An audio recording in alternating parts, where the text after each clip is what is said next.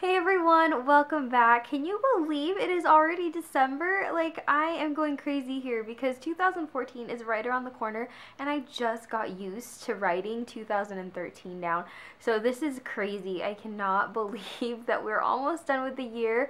I do love this time of the year though because I love Christmas. It's my favorite holiday. So I'm excited for that, but I'm a little sad that it's just going by so quickly.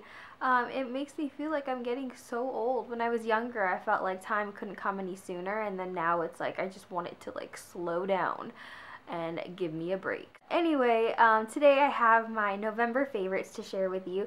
Not a whole bunch of new stuff. I've actually just rediscovered a lot of old favorites and a couple new things as well. So I'm just going to jump into it. The first thing being my foundation. This isn't a new favorite. I've mentioned this several times before, but I kind of stopped using it, especially during like the summer months. I wasn't using it that much, but since it has gotten colder and I don't mind wearing a bit thicker of a foundation, I've started using this again and I love it. I just kind of fell in love with it, forgot how much I really enjoyed using this foundation. It's a great like full coverage foundation. I do have a review on this, so if you're interested in seeing that, I will link it below and you can kind of see the application of it and how much coverage this gives and whatnot. But I love this. I really do. I've also still been enjoying my Jordana brow powder that I mentioned in my last favorites. It's great, it's inexpensive, and it works really nicely. So I've been using that all month long as well. And then as far as eyeshadows go, still using my Wet n Wild Nude Awakening, but mainly just two colors. Just this brow bone color. I apply this to my brow bone, and then I will take this kind of like medium warm matte brown shade and I'll use that and buff it into the outside of my crease just to kind of blend everything together. So I do that first, and then I will go in with two other eyeshadows, and this is my Inglot palette, and I've been using this color, which is this dark kind of brown, but it's kind of a, what is this? What finish is this? It's a pearl finish. This is the Pearl 422. It's a really nice kind of brown bronzy color, super pigmented. I love Inglot eyeshadows like so much. They are really awesome. So I take this dark brown color and I'll put this on the inner third and the outer third of my eye, and then I will go in with this light kind of champagne-y color, which is also a pearl finish, I believe. Weird, this one doesn't have the finish on it, but it's Inglot Eyeshadow 154, and this is just super pretty and shimmery. And again, I've just been using this in the center of my eye, kind of in between this dark color, and that's just what I've been wearing all month long. And then I'll just take a blending brush and I'll blend out just like around the crease area just to make sure everything looks well blended. And these colors blend really nicely, especially this particular finish. I believe they're both pearls. They just go on so nicely, so pigmented. I absolutely love Inglot shadows. They're really inexpensive.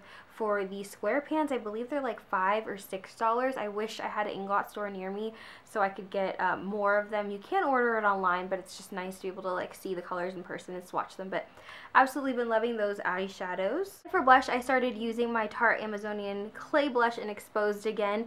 I know this has a cult following here on YouTube, and to be honest with you, when I first got it, I wasn't all that impressed with it. I mean, I love all the Amazonian clay blushes. I have several of them, and I was just like, you know, it's a great blush, but I don't know why everybody loves this color so much. And I don't know if I just got one that had kind of like a layer on top that I had to get through, but as I used it more, I started to really fall in love with it. It's just a really nice kind of natural blush color, perfect for every day.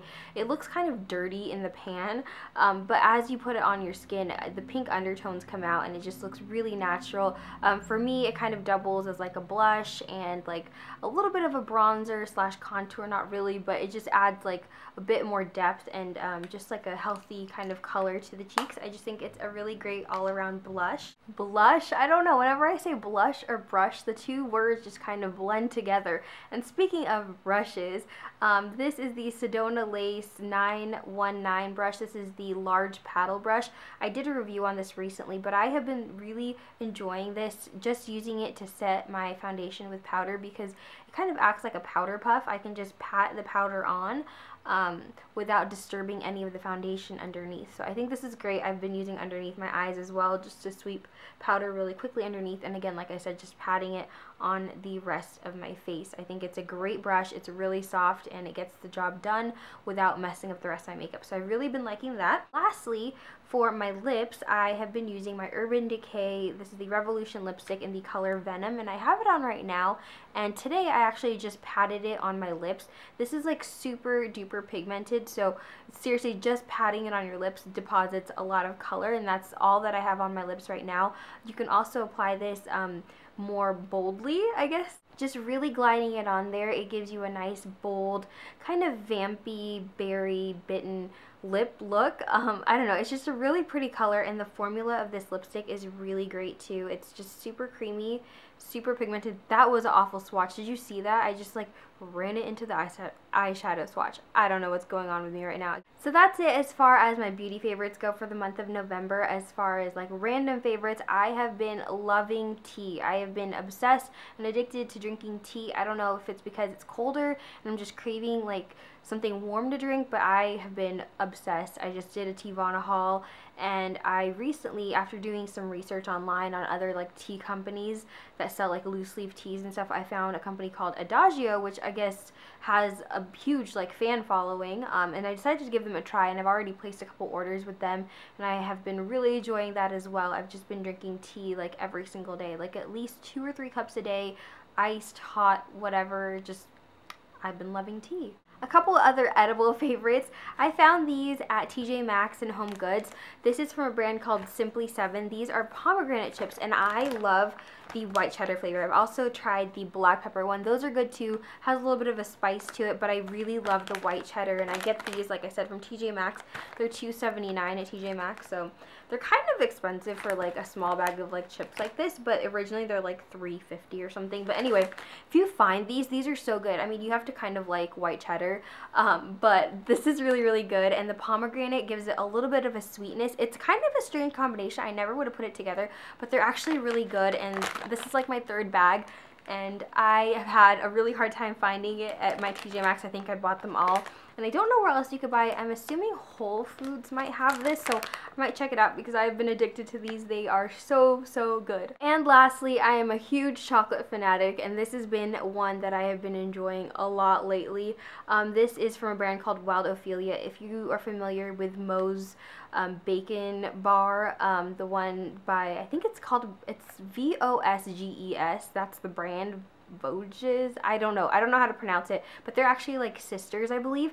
This is the salted chowchilla almond milk chocolate bar. Blake actually brought me home one of these bars when he was on a recent business trip, and I really, really liked it. I love the combination of sweet and salty, but normally when I get chocolate bars with any like type of salt in it, like sea salt or whatever, the salt doesn't really come through. It just enhances the flavor a little bit, but you can't really taste it. This actually has slightly larger pieces of salt, so you can really taste it, and it's just an awesome combination. You get kind of like a smoky saltiness from the salt and the almonds, and then you get the sweetness from the milk chocolate. It's just really, really good. It's kind of expensive. I think it's around like $5. I saw it at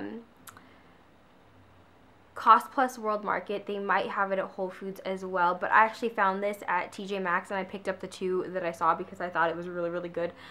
This was only $2.99 at TJ Maxx, which is still kind of expensive for kind of a smallish chocolate bar, but it is really good, and I have really been enjoying it. But yeah, those have been my favorites for the month of November. Yeah, again, cannot believe that it is December already. It is insane how quickly the months are just flying by. I don't know. But anyway, thanks so much for watching. I will talk to you guys very soon. Bye!